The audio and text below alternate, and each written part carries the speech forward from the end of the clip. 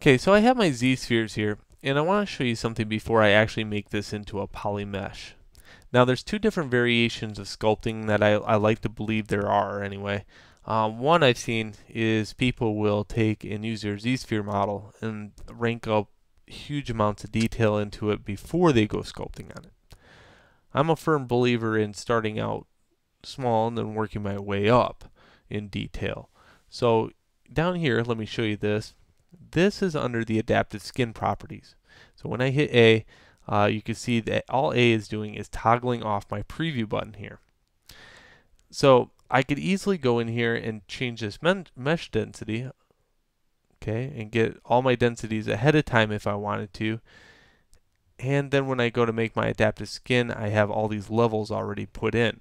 These levels will hurt you, okay? So it all depends on what your type of sculpt or how you work on your workflow. I would say, I stay with a density of 2 just because, and then I can always go down later on using reconstruct subdivide. And here we have iRes. Okay, iRes, think about iRes as this. It's just, as far as your root goes, if I lower this all the way down, my root has some horrible intersection resolution here. So it's going from, probably like a very high res over to, a very low res, and it doesn't have any good flow between the two. So if I rank that up, you might find that you will find a different iRes that works in your favor if you're adding a whole bunch of Z-spheres. Luckily, I constructed these all of ones, and they already have good flow. But if you did not, I would play around with your intersect resolution before you make a poly mesh.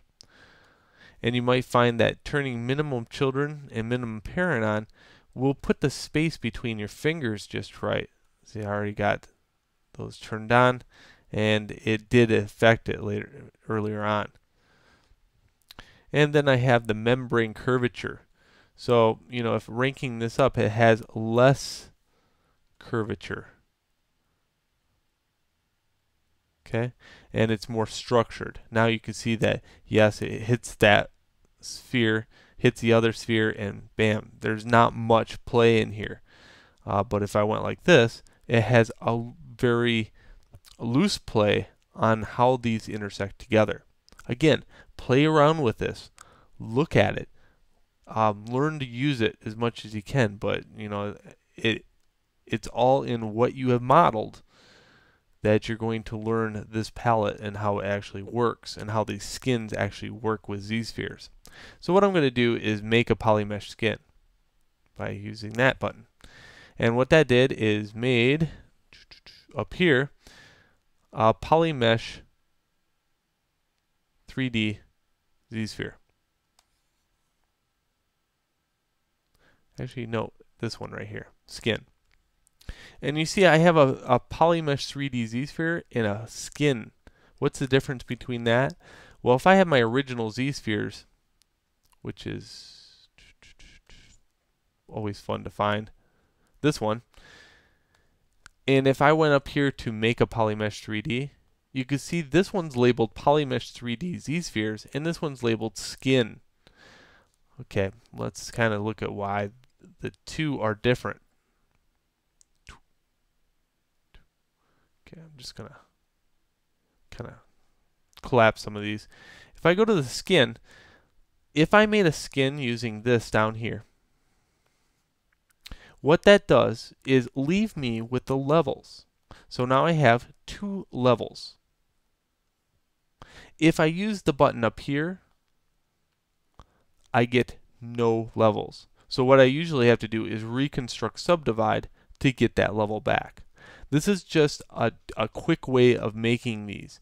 So I almost always use this one down here to actually make my first base mesh.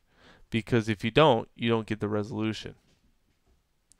Alright, so, and that didn't show up because I didn't have the res. So under the adaptive skin, I use this one just to kind of go over that. So that is the difference between adaptive skin and make a polymesh 3D.